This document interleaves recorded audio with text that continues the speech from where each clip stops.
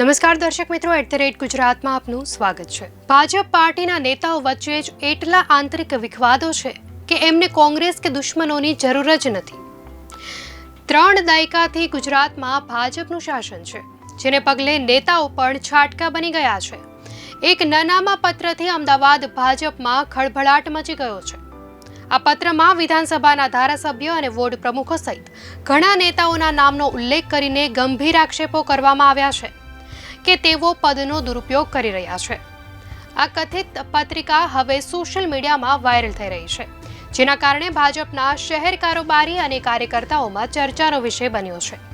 આ પત્રમાં શું આક્ષેપો કરવામાં આવ્યા છે, આવો જાણીએ।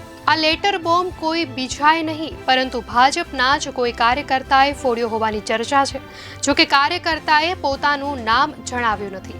આ પત્રમાં મણિનગરના ધારાસભ્ય અમૂલ ભટ્ટ, તાજેતરમાં જ પ્રદેશ કોષાધ્યક્ષ અને અમદાવાદ મહાનગરના સંગઠનના સહપ્રભારી પદેથી હટાવાયેલા ધર્મેન્દ્ર શાહ, પૂર્વ કોર્પોરેટર આનંદ ડાગા, વિપુલ સેવક અને ધવલ રાવલ સામે ગંભીર આક્ષેપો કરવામાં આવ્યા છે। ધર્મેન્દ્ર શાહની ટોળકીનો પર્દાફાશ નામથી આ નનામો લેટર ફરતો થતા ભાજપમાં રાજકારણ ગરમાયું છે।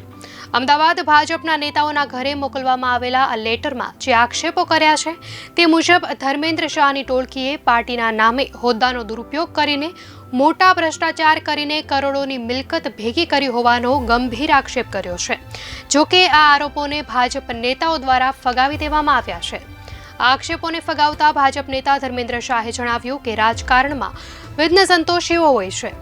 આ બાબતે તમારે પાર્ટીમાં પૂછવું જોઈએ, મારે કંઈ કહેવાનું રહેતું નથી। તો પૂર્વ કોર્પોરેટર આનંદ ડાગાએ કહ્યું કે કોઈ દુઃખી આત્મા હશે જે પત્ર લખી હેરાન કરવા માંગે છે। મારા વર્ષોથી MTSમાં બસના કોન્ટ્રાક્ટ ચાલે છે, આમાં મારે કંઈ કહેવાનું રહેતું નથી। તો આ અંગે અમદાવાદના ભારતીય જનતા પાર્ટીના પ્રમુખ અમિત શાહે કહ્યું કે જેમાં મોકલનારનું નામ નથી તે પત્રમાં કોઈએ 4 વ્યક્તિને બદનામ કરવાના પૂર્વાગ્રહથી નામ વગર લખ્યું છે। મેં આ પત્ર લખનાર સામે પોલીસ ફરિયાદ કરવા માટે પણ સંબંધિતને સલાહ આપી છે। પત્રમાં આક્ષેપો કર્યા છે કે આનંદ ડાગા, અમૂલ ભટ્ટ, વિપુલ સેવક, ધવલ રાવલ આ બધા એક જ હારના મણકા છે। પાર્ટીના નામે હોદ્દાનો દુરુપયોગ કરી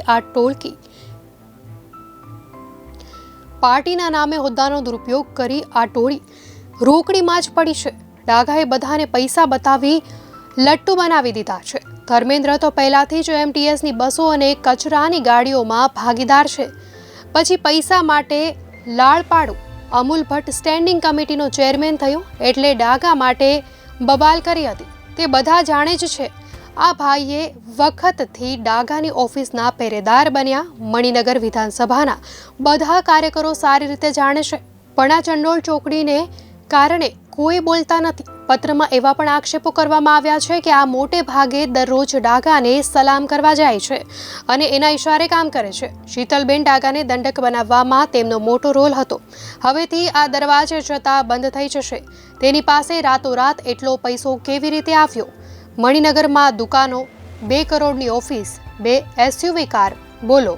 ચેરમેન હતા તો સિક્યુરિટીવાળા અને બીજા કોન્ટ્રાક્ટરો સાથે સેટિંગ કરીને ભારે રોકડી કરી છે। એના કોર્પોરેશનના PA અને અત્યારના બધા ચમચાઓ ખાનગીમાં બધું કહે છે।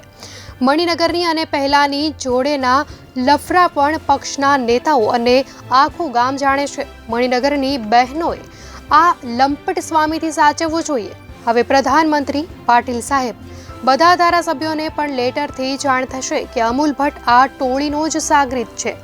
હવે બધા બોલે છે કે આવાને કોણે ટિકિટ આપી, એની હવે ખાનગી તપાસ કરી બધી વાતો એક પછી એક લેટરથી જાણ થશે તેવો આક્ષેપ પત્રમાં કરાયો છે। ત્યારે હવે આ પત્રિકાની સચ્ચાઈ અને પાયા વિહોણા આક્ષેપોની સાચી હકીકત શું છે તે જાણવા માટે પાર્ટી કઈ રીતે આગળ વધે છે તે જોવાનું રહેશે। દર્શક મિત્રો, આ ઘટનાને લઈને આપની શું પ્રતિક્રિયા છે, ચોક્કસથી જણાવશો।